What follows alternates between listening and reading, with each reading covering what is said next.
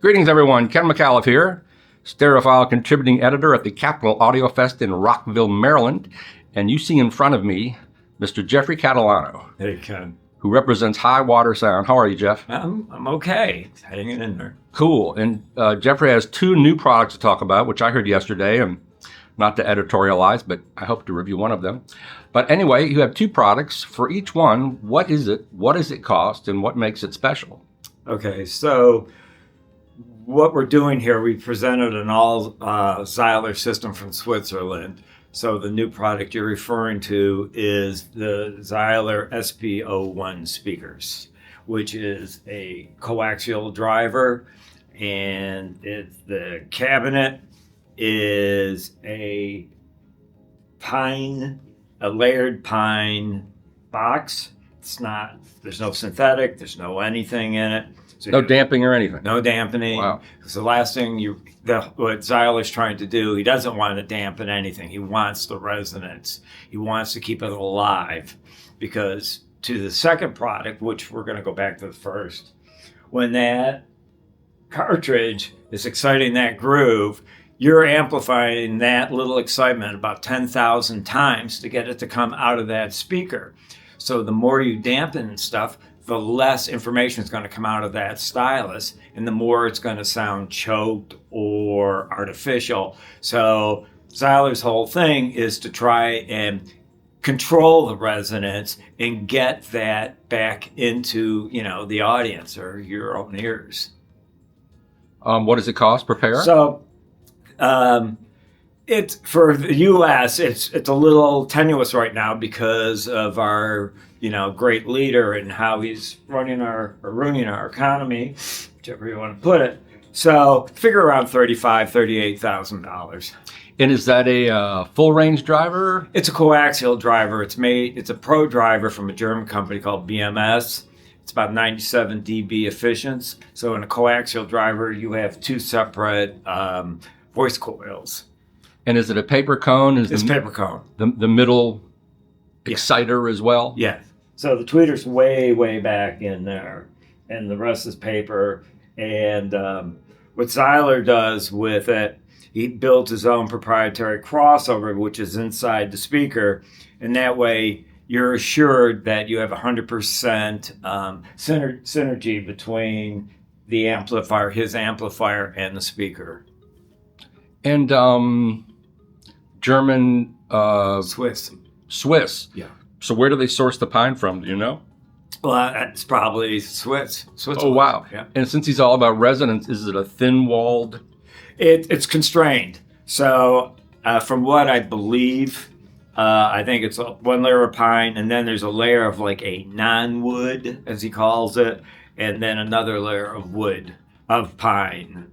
So there's no bracing or anything, because the more you add bracing, the more it changes the resonant Q of the speaker. And that's the last thing you really want to do. If you're trying to get as close to what's coming out of that stylus through that speaker, you want to keep, the speaker as, more or less free as possible.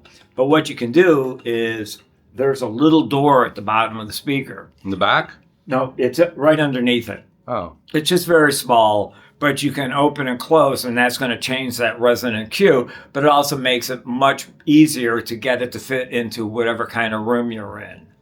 So the more you open it, the bigger it sounds.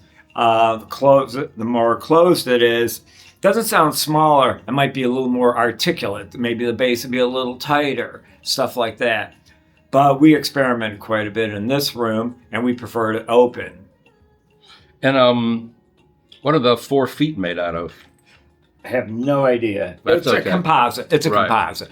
And as of late, you've been showing with Cesaro horns. Uh-huh. How do these differ from those, just sound-wise? Well, it's something. I'm not going to say it's totally opposite. Not at all. I think they kind of do similar things. There's an openness to both of them. It's something that's really important to me. The last thing I want to do is hear the damn speaker. And, I think both of these guys go at it a different way, but they kind of get to that same point. This is a much less, I don't know if I want to use the word challenging, but it's, this is more organic. Let's put it that way. I think that's the best way to put it. Where when you get into the Saros and all the technology that's going on in there, he's looking at wringing every little nuance out of that record. I think that Ralph Xyler is trying to get the soul out of that, and he's just trying to capture this, the whole spirit of what is put in front of you. Not saying that Ralph Krebs from Cesaro isn't doing that, but it's just a whole other, it's kind of almost like the opposite way of going about it. Right. Would you say, because I've seen the little shelving drawer on older designs, is this more of an old school design? Absolutely. Yeah. We're using kind of more modern technology, because when you think about the older ones, most of those speakers were made out of early plywood or some kind of early fiber particle board, something like that. And, not that, listen, I love old tannoys and 604s and all that kind of stuff, but they were really shitty cabinets.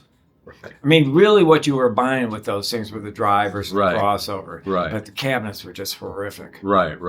And it's interesting, and this might be too deep into the psychic sonic weeds. I don't know. People who do more of the kind of speakers that are here and that I like are using birch. Right. But not many use pine. What are the sonic differences between the two? Now, as a drummer, birch is also very popular because it speaks. Right. It speaks, yeah. So what does pine do for a speaker? Well, pine's a much softer wood. Right? So, and the grain pattern of pine is different. Birch is more a cyclic cell structure, where pine is more linear cell structure. And so the pine is going to, since I've not compared the two, so I really shouldn't talk, but I know what you're saying about Baltic birch. I made a lot of speakers out of Baltic birch, but pine's softer. So it's going to have less reflective quality. Interesting. Yeah. How do you know all these things, Jeff? How do you know this? Because I don't have a life. Unlike the great majority of the speakers here that are tall, thin, many drivers, super flashy, that at the worst end seem to focus on definition at the lack of any body. Yesterday listening to these have definition, but they don't focus on definition. You get more of a whole cloth sort of sound, and you said they're 97 dB. Yeah. So they're relatively easy to drive. Well, that's fantastic. Now, why don't you move the chair over? Okay. So we can have a better look at the thing, so I don't have to cut it. Yeah. So Mark can see more what's going on with it. And next up, we have a brand new turntable from Torquo, the Torquo Exciter Exclusive. Exclusive. It's a T34 exclusive, and the finish is called Arndisia. And it's Italian? It's Italian, yes. And what does it sell for?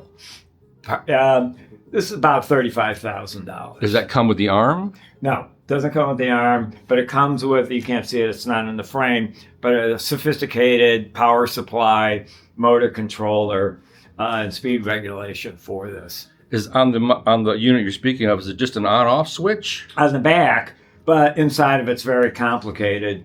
And so what it's doing is filtering the mains as it's coming into it. It keeps a stable power supply going to the table. And the knob on the front actually is what you turn to adjust the speed. Oh, wow. Yeah, it's really cool. It's Italian made. Yeah, it's Italian made. And copper inside. The whole inside is floating also. So once again, it's keeping the current totally stable. What do you mean the inside's floating? So the whole thing is the whole inside of that thing. It's not just rigidly built, bolted to the aluminum chassis. Right. So there's a sub chassis in there that's copper that floats. Do hotels have a lot of noise in the power? Terrible noise. Yeah. Absolutely terrible. like my building. But you have kind of a dedicated building in your place. How's your power? My power is great because after 9/11, we didn't have power for, I think it was 7 weeks. Right. And so when I finally got the power on, it was so horrible that I had to try and figure out how to mitigate that. And audiophile companies had no clue how to do it. They tried to sell me more snake oil than it was just unbelievable. So I turned to going back to my years as a musician. I went into the pro people. And so I started dealing with studio stuff. And so I brought in all these studio regulators to control it. Wow. So that's how I did it. Give me a second just to lift this slightly. Would I be correct in saying this is kind of a mid-century modern appearance that they're going Absolutely. for? I think, it's used as a derogatory term, but I kind of think that I like that term. Not mid-century, but I was going to use the word lifestyle. Oh. Okay?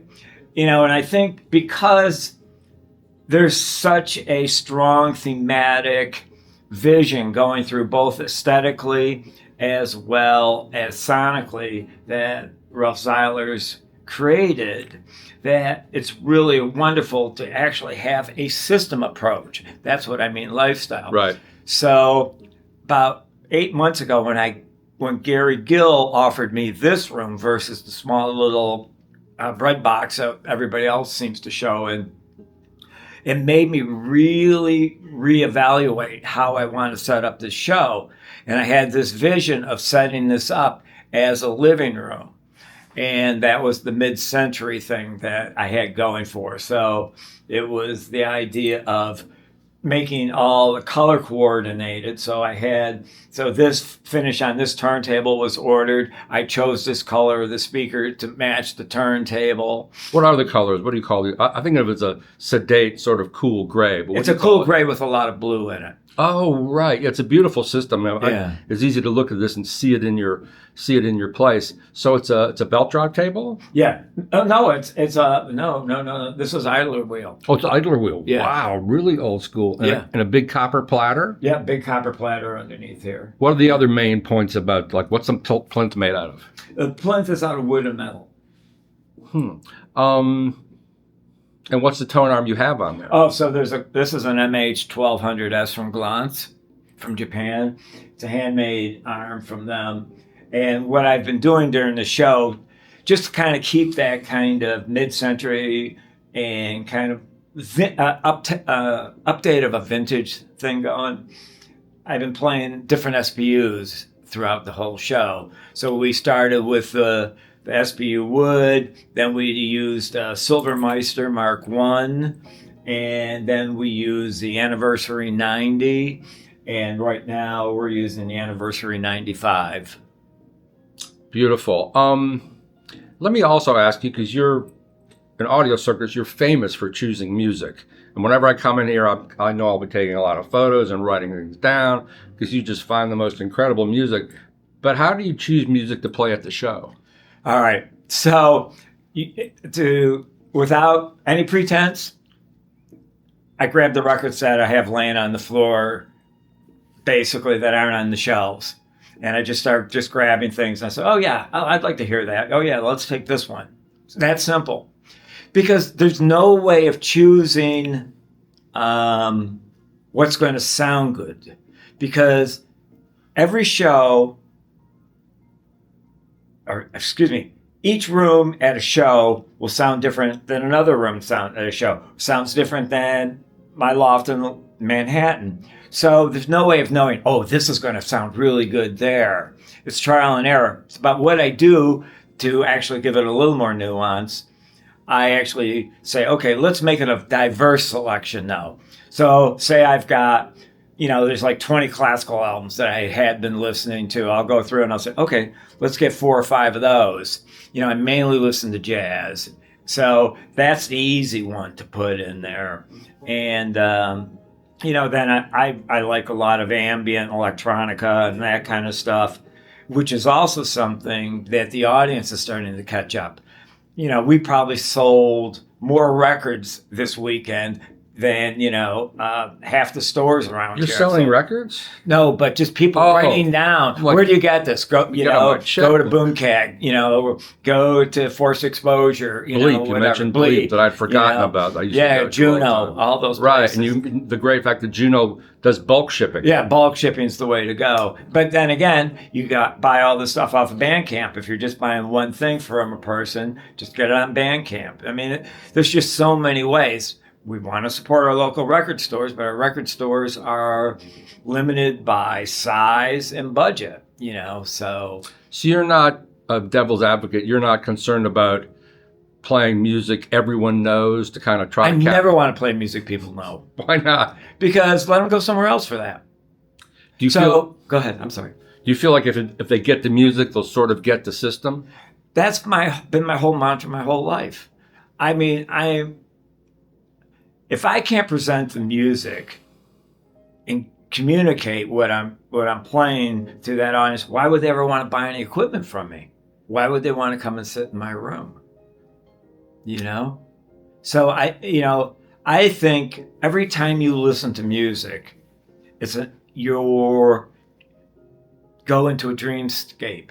You're being transported to another place.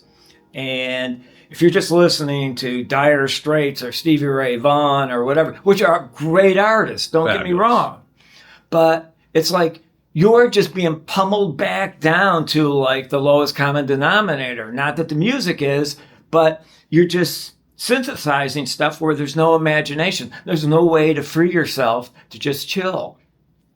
Yeah, you've really captured the art of listening. As long as I've known you, you've done just such an amazing job of educating people and just tapping different parts of the listening brain. It's a shame most exhibitors haven't really caught up with you. But I guess there are people like Philip O'Hanlon plays a lot of his own thing. Absolutely. That's really, really cool. Well, great. Well, thank you, Jeffrey. Just educational, entertaining as always. Okay, fantastic. Always a pleasure.